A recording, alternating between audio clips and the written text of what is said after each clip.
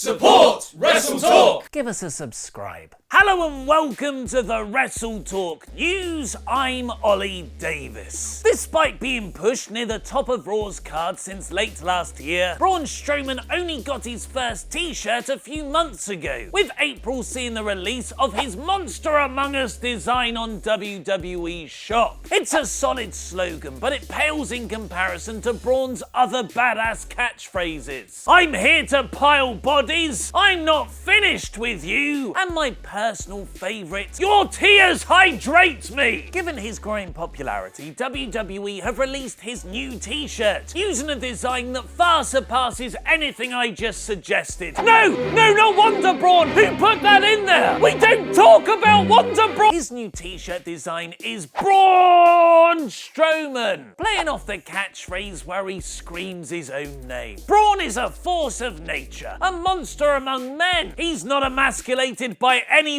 except maybe Kurt Angle's ex-wife. On the 17th of July, WWE and GFW, the new name of TNA, found themselves in the same city. Raw took place in Nashville that day, and a few GFW wrestlers were in town for meetings. That night, many crossed the barrier between the two promotions and enjoyed a few drinks together. GFW's James Storm posed for a photo with WWE's Bray Wyatt, and R-Truth hung out with Conan and Lucha Underground's Rey Mysterio, with Mysterio reportedly taking meetings about a possible GFW move. Later on, Karen Jarrett, the real-life wife of GFW executive producer Jeff Jarrett, teased the Mysterio move, posting a photo on Instagram of the two. But what nobody got pictures of was the apparent bust-up between Karen and that aforementioned monster among men Braun Strowman. The Wrestling Observer newsletter reports that GFW and WWE people found themselves in the same bar later that night, and Karen, on spotting one of her son's favourite superstars, Strowman, went up to the wrestler and asked for an autograph. Braun apparently blew her off rudely, not knowing who she was, and may have even sworn at her. This caused Karen to immediately cut a major loud promo on him, pointing out the son she wanted the autograph for isn't the child of Jeff Jarrett, but of her ex-husband and current Raw general manager Kurt Angle, and threatened to tell the Olympic hero about Braun's rudeness. At this point, Strowman started apologising profusely, saying he'd signed the autograph and begged Karen not to tell anyone. But Karen said the damage had already been done. Braun then got on his knees in front of a lot of wrestlers from WWE and begged her not to. Bad Braun Strowman! Naughty, naughty Braun Strowman! Maybe Seth Rollins should do the same thing for Dean Ambrose to finally forgive that whole Shield betrayal